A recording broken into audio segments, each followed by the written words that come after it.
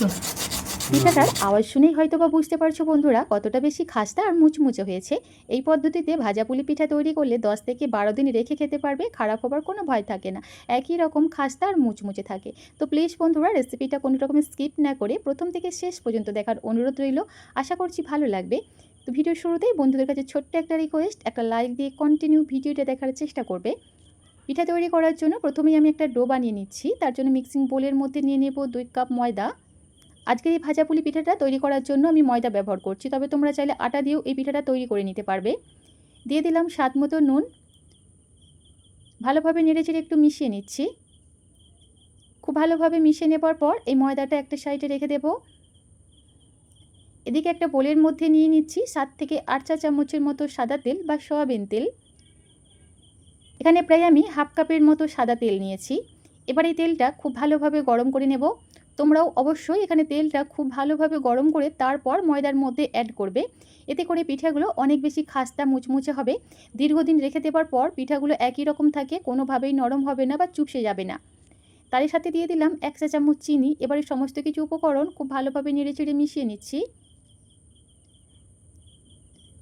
খুব ভালোভাবে মিশিয়ে নেবার পর এখানে হাত দিয়ে ময়দাটা খুব ভালোভাবে ঘষে ঘষে একটু ময়ান দিয়ে নিচ্ছি।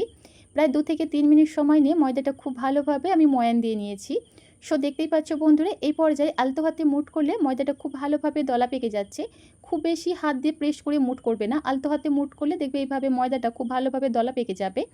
আর এইভাবে দলা পেকে গেলে বুঝবে ময়দার মধ্যে তেলের পরিমাণটা একদম ঠিকঠাক আছে। এতে করে পিঠাগুলো একদমই খাস্তা আর মুচমুচে হবে। এবার এখানে অল্প অল্প করে পানি অ্যাড করে একটা ডো বানিয়ে নেব। এই খাস্তা মুচমুচে নারকেলের ভাজা পুলি পিঠা তৈরি করার জন্য ডোটা খুব বেশি শক্ত বা খুব বেশি নরম করে তৈরি করলে হবে না, একটা মিডিয়াম সফট ডো মেখে নিতে হবে। এখানে আমি অল্প অল্প করে পানি অ্যাড করে ডোটাকে 4 থেকে 5 মিনিট সময় নিয়ে খুব ভালোভাবে মথে নিয়েছি।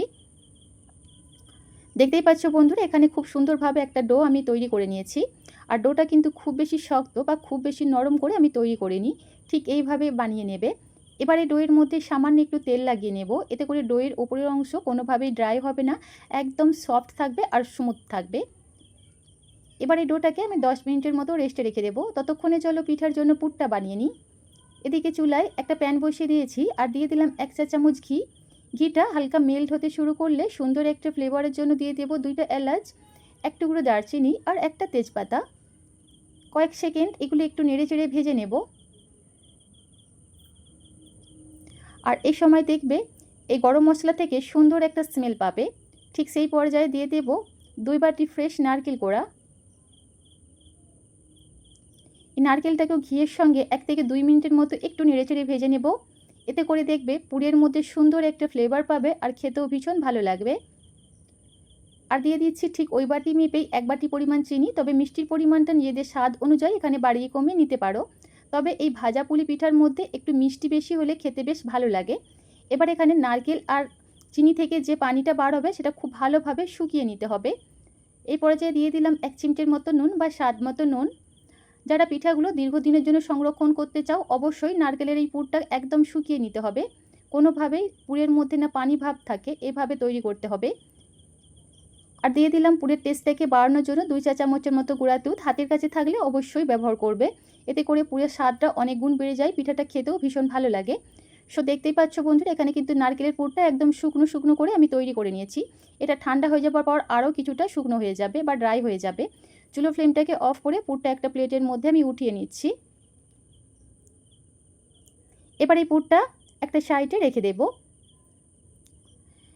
এদিকে ডোটা প্রায় আমি 10 মিনিটের মতো রেস্টে রেখেছিলাম আর এই সময়ের মধ্যে দেখবে খুব সুন্দরভাবে সেট হয়ে যাবে। আগের তুলনায় দেখতেই পাচ্ছ আরও কিছুটা নরম হয়ে গেছে।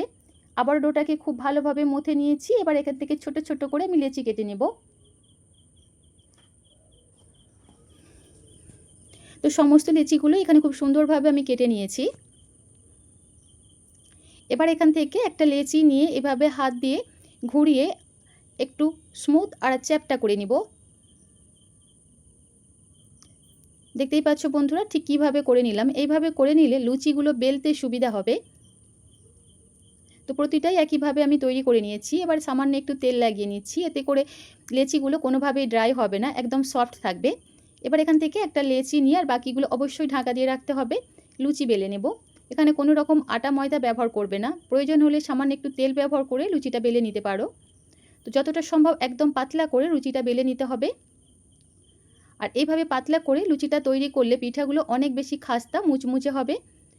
আর দীর্ঘদিন রেখে দেওয়ার পর দেখবে কোনোভাবেই নরম হবে না। খুব বেশি মোটা মোটা তৈরি করলে পিঠাগুলো কিন্তু নরম হয়ে যাবে। এবার এখানে একটা ঢাকনা দিয়ে এইভাবে লুচিটাকে একটু গোল শেপে কেটে নিলাম। এতে করে প্রতিটা পিঠাই একই সাইজে তৈরি হবে। আর বানিয়ে রাখা পুরটা গরম অবস্থাতে এভাবে একটু হাত দিয়ে আমি দলা পাকিয়ে নিয়েছিলাম। এতে করে পিঠাগুলো তৈরি করতে সুবিধা হবে।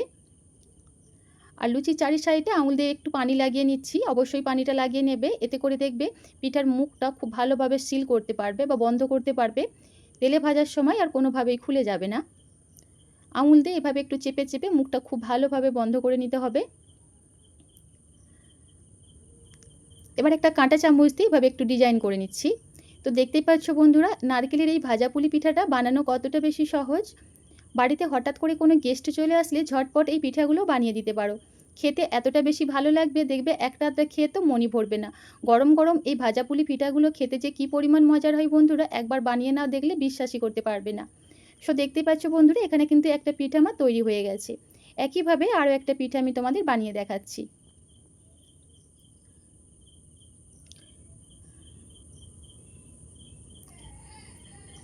তারপর প্রয়োজন মতো পুর দিয়ে দেব।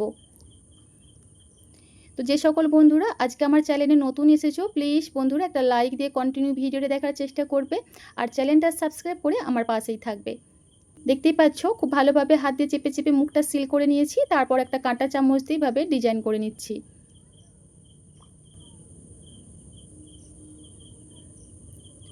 তো প্রতিটা পিঠাই কিন্তু একইভাবে আমি তৈরি করে নেব।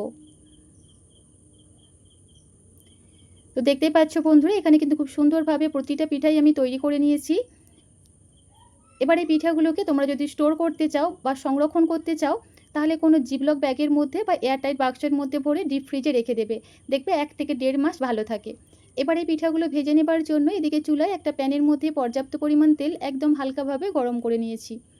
তেলটা হালকাভাবে গরম করে নেবার পর একটা একটা পিঠা তেলের মধ্যে দিয়ে দেব। আর হালকা গরম তেলের মধ্যে পিঠাগুলো অবশ্যই ভাজতে হবে। এতে করে দেখবে পিঠার গাগুলো একদম মসৃণ হবে আর অনেক বেশি খাস্তা আর মুচমুচে হবে। এই ছোট ছোট টিপসগুলো ফলো করে তোমরাও পিঠাগুলো তৈরি করলে দেখবে একদম খাস্তা আর মুচমুচেভাবে তৈরি করতে পারবে। দীর্ঘদিন রেখে দিলেও একই রকম থাকবে, কোনোভাবেই নরম হবে না। চুলো ফ্লেমটাকে প্রথম থেকে শেষ পর্যন্ত একেবারে লো ফ্লেমে রেখে উল্টে পাল্টে পিঠাগুলো একটু লাল লাল করে ভেজে নেব।